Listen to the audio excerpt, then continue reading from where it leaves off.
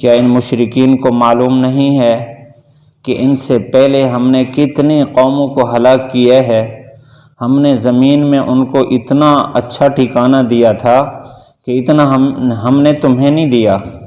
اور ہم نے آسمان سے ان پر موسلادھار بارشیں برسائیں،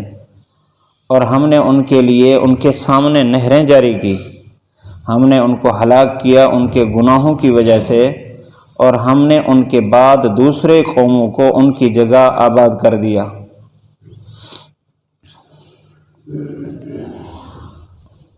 پہلی آیات میں اللہ تعالیٰ نے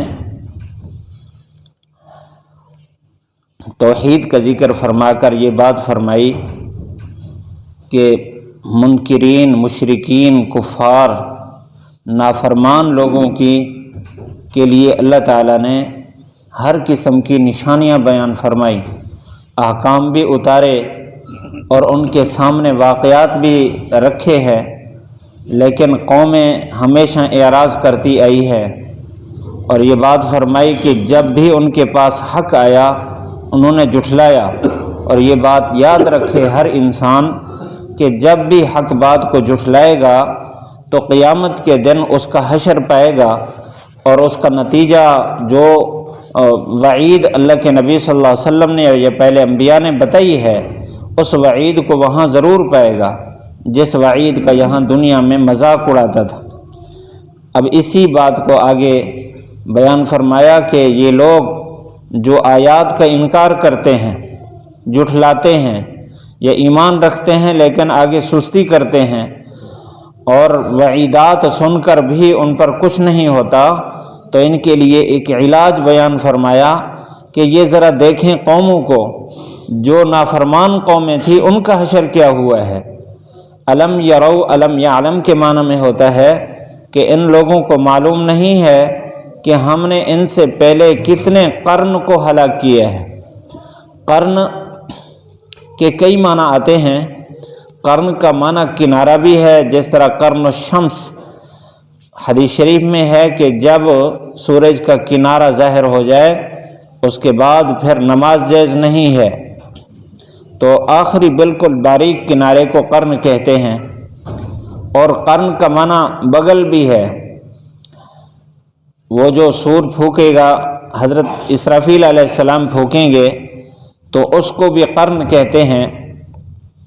آپ صلی اللہ علیہ وسلم کی ایک روایت ہے، آپ نے فرمایا کیف انعم وصاحب القرن، کیسے میں آرام کی زندگی گزاروں حالانکہ اسرافیل نے وہ بغل اپنے منہ پر رکھا ہوا ہے، اور ایک روایت میں ہے کہ منہ پر بغل رکھا ہے اور کان جھکا رکھا ہے اللہ تعالیٰ کے حکم کے انتظار میں کہ کب وہ حکم ہوتا ہے تو میں فوراً بجاؤں، یعنی قیامت واقع ہو جائے۔ اور قرن کا معنی زمانہ بھی آتا ہے۔ اس کے بارے میں پھر آگے مختلف اقوال ہیں کہ بعض کہتے ہیں کہ 50 سال قرن ہوتا ہے، بعض 80 سال کے قائل ہیں، 100 سال اور 120 سال تک۔ آپ صلی اللہ علیہ وسلم نے ایک صحابی کو فرمایا اللہ تجھے ایک قرن تک حیات عطا فرمائے۔ صحابہ فرماتے ہیں 100 سال تک وہ حیات رہے، اس کے بعد دنیا سے رخصت ہو گئے۔ تو قرن کا اطلاق 100 سال تک بھی کرتے ہیں، جس کو ہم ایک صدی کہتے ہیں۔ تو بہرحال فرمایا کہ کتنے لوگ ہلاک ہوئے ہیں ان سے پہلے، کم اہلکنا من قبلہم من قرن، قرن قوم کو بھی کہتے ہیں، ایک گروہ کو کہتے ہیں۔ ویسے قرن کا معنی ملا ہوا ہونا، کیونکہ ایک عمر کے جو لوگ ہیں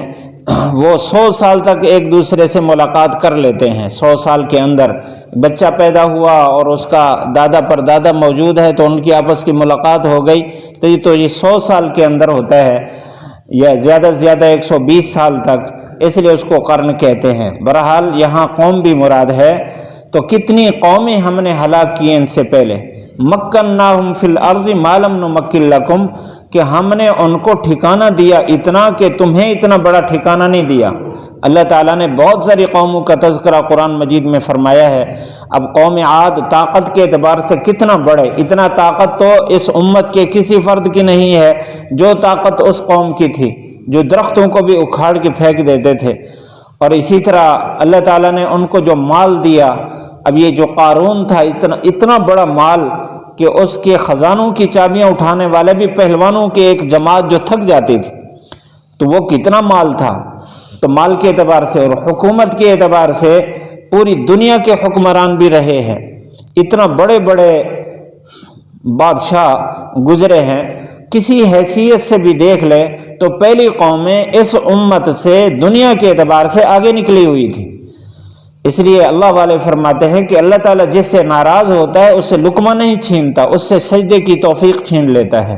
لقمہ تو سب کو دیتا ہے، تو کافروں کو بھی اللہ تعالیٰ نے بہت مال دیا، فرمایا اتنا ان کو نہیں دیا، اتنا بڑا ٹھکانہ ان کو نہیں دیا۔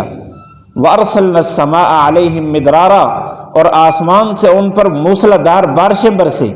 یعنی ان کے لیے یہ جو آپاشی کا نظام تھا اللہ تعالیٰ نے اس کو بالکل وافر کر دیا اور ان کے لیے کوئی مشکل نہیں تھی۔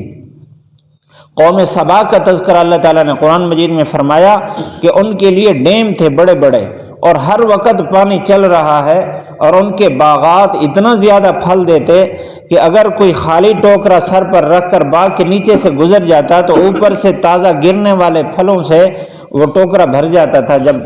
اس سے پرلی طرف باغ سے پرلی طرف نکلتا ایک سال میں دو دفعہ وہ پھل دیتے تھے، ہر وقت پھلوں سے لدے ہوئے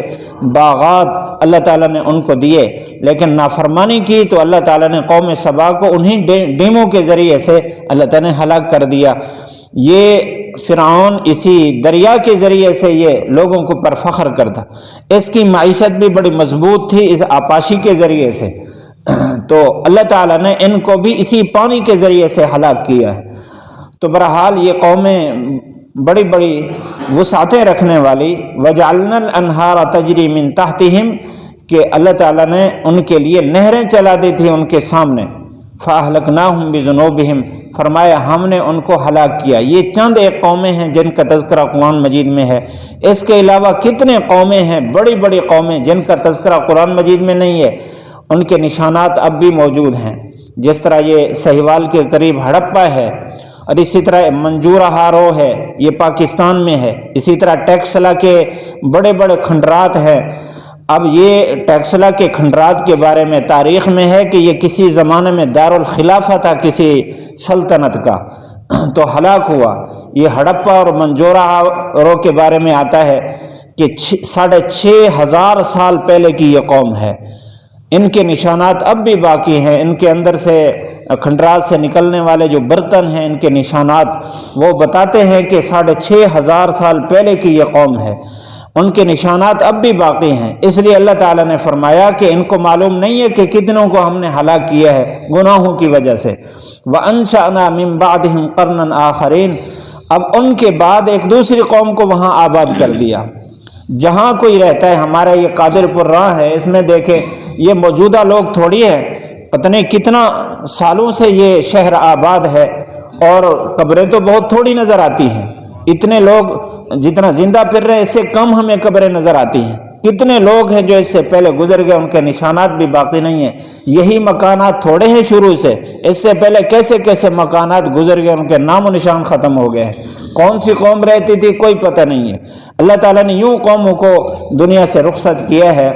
کامیاب آدمی وہ ہے جس مٹی پر محنت کرنے کے بجائے اپنے اعمال پر اور ایمان پر محنت کر جائے۔ مٹی پر محنت کرنا یہ ایمان کو باقی رکھنے کے لیے ہو، دین پر چلنے کے لیے ہو تو یہ بھی اعمال صالحہ میں ہے، لیکن ساری سوچ اگر مٹی پر لگ جائے تو مٹی ہو جائے گی، انسان بھی اور سوچ بھی، کچھ بھی باقی نہیں رہے گا۔ اس آیت سے ہمیں یہ سبق مل رہا ہے کہ ہم پہلی قومیں جو ہلاک ہوئی ان سے سبق حاصل کریں کہ وہ جو دنیا پر محنت کر کے گئے ہیں تو کیا بنا کر گئے ہیں، ہم ذرا آخرت پر محنت کر کے جائیں، اپنے ایمان پر محنت کریں، اپنے اعمال کو درست کر لیں۔ ہم جو بھی کام کریں گے انشاءاللہ وہ اعمال وہ آخرت کے لیے لکھا جائے گا،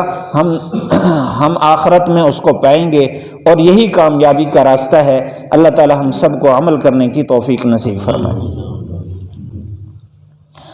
الم یرو، کیا یہ لوگ دیکھتے نہیں، جانتے نہیں ہیں، کم اہلکنا، کتنے لوگوں کو ہم نے ہلاک کیا، من قبلہم، ان سے پہلے، من قرن، قوموں میں سے، مکناہم، ہم نے ان کو ٹھکانہ دیا، فی الارض، زمین میں، ایسا ما لم نمکن لکم، ایسا ٹھکانہ تمہیں نہیں دیا، وارسلنا السماء، ہم نے بھیجا آسمان سے، علیہم ان پر، مدرارا موسلادھار بارش، وجعلنا انہارا اور ہم نے بنائی نہریں، تجری من تحتہم جو ان کے سامنے چلتی تھی، فاہلکناہم ہم نے ان کو ہلاک کیا، بذنوبہم ان کے گناہوں کی وجہ سے، وانشأنا اور ہم نے آباد کر دیا، من بعدہم ان کے بعد، قرنن آخرین دوسری قوموں کو۔